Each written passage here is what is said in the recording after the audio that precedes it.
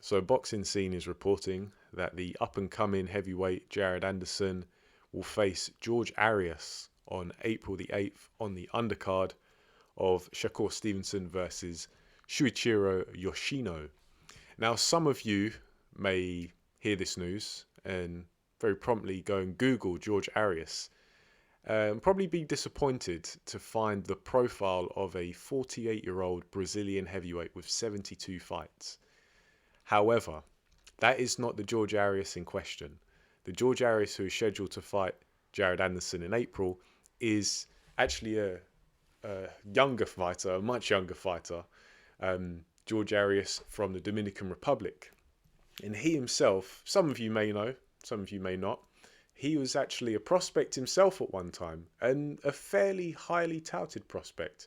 He kind of came onto my radar around the time he actually turned pro. So this was late 2014, 2015 kind of time. So it's a few years ago now, and we'll get onto that.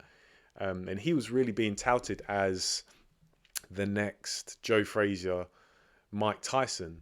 And obviously that's a very lofty label to place on a young prospect. But you could see stylistically, he's a small heavyweight. He's around 5'11", 6 foot. But he did have that kind of style. He was a smaller heavyweight and he had a lot of energy as well. So that was really one of the most impressive things about Arias was he was a fairly big guy as well. You know, his stature's not the highest, or not the tallest rather, at 5'11", 6 foot. But he was a decent sized heavyweight in terms of mass. He was typically around the 220s, the 230s, sometimes as high as 240s, sometimes as low as the 2 teens.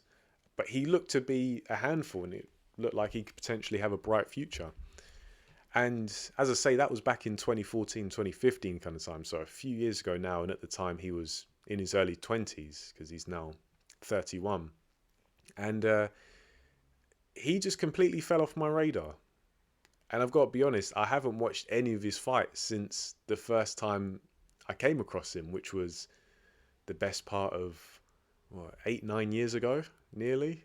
And I'm looking at his record now, and it's weird because he's been fairly active. Fought twice in 2014, twice in 2015. This is around the time I came across him.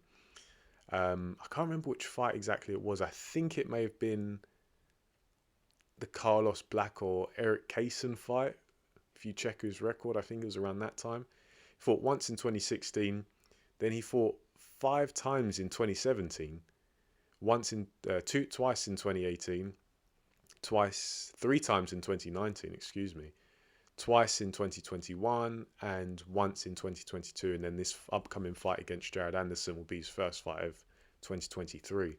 So he's been relatively active. 18 fights. It's probably not the most amount of fights you could have in if you're starting your career in 2014. It's that 8 years going on 9 years. So yeah, relatively active, but just nowhere to be seen. And obviously he is fighting nondescript opposition, even though in his last 3 of his last 4 fights have been against undefeated opposition. They haven't been names of any sort, you know. It's Gabriel Hernandez, Cassius Chaney. That name kind of rings a bell, I think. Alante Green. These guys, you know, it's like, who's he kind of thing. And Arias is going the distance. Against Hernandez, he won an 8-round unanimous decision. Against Chaney, he won a 10-round split decision. Against Green, an 8-round split decision. So, yeah, I think it's fair to say that George Arias hasn't lived up to that early hype of being the next Joe Frazier or Mike Tyson. Certainly not. But I'm going to check out these fights he's had recently in 2022 and 2021. Because, you know, I'm looking at these and I'm thinking that's not good. This is fairly nondescript opposition and he's going the distance and split decisions. You know, I don't want to completely write him off. I want to give him the benefit of the doubt and actually check these fights out. But that being said, I am favouring Jared Anderson. Jared Anderson is a fighter I haven't really spoken about that much on this channel, but I think the jury's still out when it comes to Jared Anderson. He's certainly gifted when it comes to athletic ability, and I think he is quite a natural. You can see he's got those natural fighting instincts. When it comes to his technique, a little bit rough around the edges, I think, but I think that is like a bit of an over-reliance on the athleticism. He's clearly someone who knows he's quick, knows he's got dexterity because he's a switch hitter and very agile for his size. He's powerful.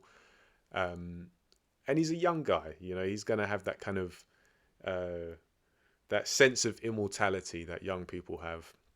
And it's probably just going to be a matter of time where he nurtures his boxing IQ, nurtures his boxing technique, because he's been getting good sparring as well, the likes of Tyson Fury, and I'm sure many other guys who I can't think of the top of my head.